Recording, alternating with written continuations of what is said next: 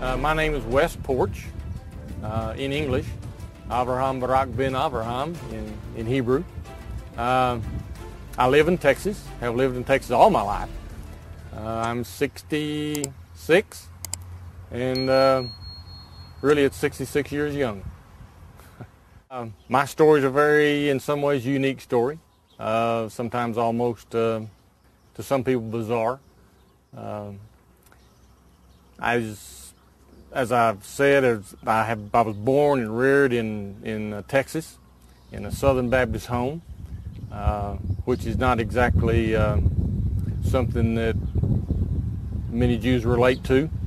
And as I grew up and as I became more aware of my religion and what I was doing, when I came from a very religious family, my mother was very religious.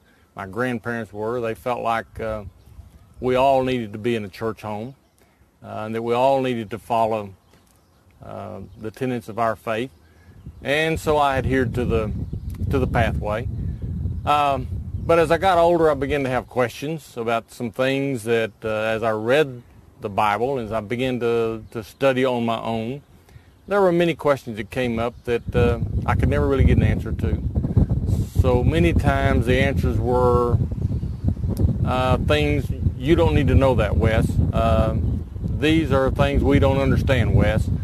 These are great mysteries that we don't really understand, but this is what you need to do. And even to the point of the comment that, if you have that kind of question, Wes, then you need to look at your faith. You're probably not a Christian. As I grew up and got married, my wife and I, we both come from Southern Baptist backgrounds. We felt like we had been raised that way, so it was the right thing to do, was to raise our children in a Baptist home, in a Baptist church. And so as our journeys began to progress, we began to look at some other things and try to answer some of these questions that we had. We began to search. And this led us to, and I almost hate to use the word, but it served as a bridge for us. We met with a Messianic group that the guy was teaching what he called Hebraic perspectives. He was teaching the New Testament from Torah, more or less. And he threw out a lot of things that really was captivating. We had never been exposed to Torah, mitzvot. All of this is brand new. Israel. I taught school, I taught geography, I knew where Israel was. But as far as having any kind of connection, there was none. All it did was intensify my desire to search and to dig and to find out more about what he was saying. And in 2001, he put together a tour to Israel out of our group. I think there were 30 of us, I believe, came. We made the trip to Israel in 2001, June of 2001, spent 12 days here. It was a phenomenal visit. Never in my wildest dreams did I ever even imagine going to Israel. And now I was going to Israel with a reason. Even though it's somewhat misguided at that point, it was a reason. And so I really don't regret the Messianic influence because it served as a bridge to get me to look a little further. The day we left, as the plane left Tel Aviv, I punched my wife in the seat next to me and I said, "I'm coming back." And I don't really know why I said that, but there was a yearning inside me that I couldn't really put a finger on. It was just an intense something in my heart. And so I said, "I'm coming back." And I did. I came back 8 months later in March of 2002, knowing absolutely, basically no one in Israel. I get off the plane in Tel Aviv and here I am. I did have, through email and a couple of letters, a contact in Jerusalem, a man who owned a jewelry store on Ben Yehuda Street. So I made my way to his shop, and for the first time I actually met him face to face. And I spent the next 15 days with him, traveling the country. He was gracious enough to take me to a lot of different places. I saw a lot of different places, but more than anything, I got to share a couple of Shabbats with some of his friends and his family that were here in Jerusalem, and things just kind of began to fall into place for me, in one sense of the word. Certainly no final answers by any means, but things were beginning to take shape in my head that Christianity, Messianic, whatever you want to call it, was not where my heart was. What I found was, really and truly, the Messianic movement was teaching nothing different than Christianity. It was still the same basic philosophy, that ultimately you're going to have to believe in this one Jesus. Now, he was a Jew, and all this stuff, was thrown in the package. Everybody wore talits and kippot. It was they borrowed a lot of Jewish ideas, tangible Jewish things in order to relate. But it was all superficial. The more I looked into it, and they're teaching nothing different than the church taught. They simply wrap a talit around it, put a kippah on it, and say Baruch Hashem and stuff like that. But it's still Jesus. And as I was finding in my searching and digging, he's nowhere. He's nowhere in Torah. He's not there, in no way, shape, or form. And somewhere along this line, someone directed me to a website called Messiah Truth. I went to the website, and it's a counter missionary, which appealed to me because the counter missionary was refuting Christianity, which was in my heart, this is what I myself was doing. I was trying to refute what I had grown up with. And this gave me then, through Messiah Truth, and what I found in it, it gave me some tangible things to grab hold of to refute the very thing that I had grown up in.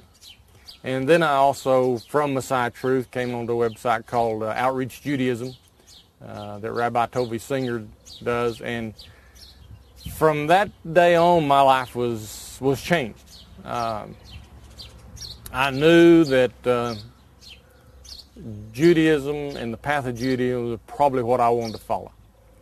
And I made the commitment in my heart to pursue that path. It has been a very interesting journey. I admire Rabbi Singer so much for the depth of knowledge that he put out, but yet he put it in such a way that just an average person like me can understand. It was not so far out, so deep, so that I couldn't grasp it. Kind of like it says in Deuteronomy, the word is not far from you, it's not across the oceans to you, and it's not in the heavens to go get it. It's in your mouth, it's in your heart. And he does this. So in a lot of ways, Tovia Singer became my distance mentor. None that he knew about, but I was certainly gaining from what he was offering, what he was teaching, and it opened up so many doors for me, so many places to go, to search and to dig and to find answers that I was searching for, because I'd always known and always felt, like I said, that there was something out there more than just human and mankind. There was something much bigger, and I'd always acknowledged that, but I just needed something. I was in search of something a little more solid. And when I got into Torah and began to study Torah and through the directions of Rabbi Singer and others, I began to see that Torah was, for me, I hate to say an answer, because that makes it sound like that's the end. And it's certainly not the end. It's something I explore every day. It gets bigger every day. There are no ends for me. So I don't like to say it was the answer, but it certainly was the crowning point, I guess, in my journey. We lost some friends over it because they couldn't believe that we were doing this. And when I say we, My wife ultimately followed in the same footsteps I was following. I let her go at her own pace, I wasn't about to say, you need to do this because I'm doing it. This has got to be something that you do on your own. If you don't have a heart for it, if it's not there, certainly don't do anything I'm doing just because of me. You're not obligated.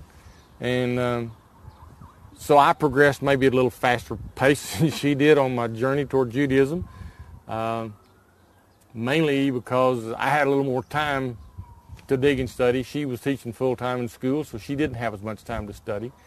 But ultimately, she came to the same point I was, on her own volition.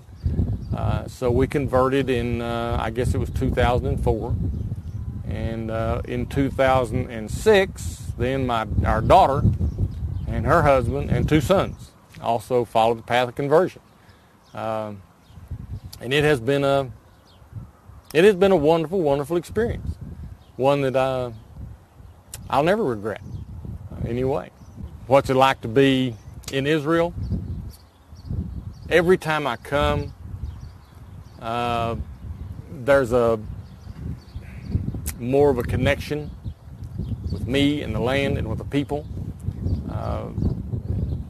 I make for every friend we lost because of our move, I've gained 20 friends here. And they're more than friends. It is much more than friends. I honestly feel a part of this land. I feel a part of this people. Don't be afraid to step out of the box. Don't be afraid to question what you've been taught all your life. Because as I found out in Judaism, that's one of the beauties of Judaism. Question it. Question it. Turn it back and forth. Turn it upside down. Look at it. Whereas in Christianity, really and truly, and I don't say this with any animosity, but in Christianity, don't ask a lot of hard questions. And you certainly don't step out of the box. Don't rock the boat, as the saying goes. And to people who have some nagging doubts and thoughts, don't be afraid to step out of the box. Don't be afraid to go to places like Outreach Judaism, Messiah Truth, any one of a number of other places. Don't be afraid to go to those and read and explore. Don't be afraid to question. And you're going to get turned back. You're going to get rebuffed. You're going to have, and the further you go, you're going to have some difficulties to some degree. But don't hesitate and don't be afraid. It'll be well worth everything you do.